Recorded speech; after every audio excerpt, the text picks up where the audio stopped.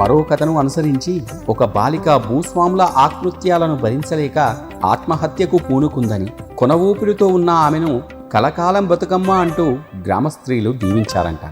అప్పటి నుండి బతుకమ్మ పేరుతో పండుగ చేసుకోవడం అనేది కూడా ఆనవాయితీగా మారింది. అందుకే భక్తులందరూ కూడా తోటి మహిళలు వారికి పుత్రికగా ఆ పూలనన్నింటినీ పేర్చి బతుకవమ్మ బతుకమ్మ అంటూ పాటలు పాడేవారు. బతుకమ్మ పాటల వెనుక ఆంతర్యం అదేనని కూడా చెబుతారు. దసరా శరన్నవరాత్రుల సమయంలో పూజించే అమ్మవారి స్వరూపం ఒకటైతే, బతుకమ్మ పండుగల్లో మాత్రం ఆ ప్రకృతిలో మమేకమయ్యే పూల రూపంలో ఆ అమ్మ దర్శనమిస్తూ ఉంటుంది. కానీ రెండింటిలోనూ ప్రాణశక్తి ఒకటే. పురాణాల్లోని దుర్గమాతయే బతుకమ్మ అంటూ చెప్పే కథలు కూడా ఉన్నాయి. ఆ మహిషాసురునితో తలపడి అలసిన దుర్గమాతకు తోటి నిచ్చెళ్ళు పాటలు పాడుతూ సవర్యలు చేశారంట.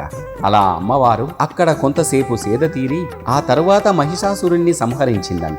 అందుకే బతుకునిచ్చిన అమ్మ అంటూ ఆ దుర్గమ్మను కూడా బతుకమ్మగా ఆరాధిస్తున్నారనేది కూడా ప్రాచుర్యంలో ఉంది.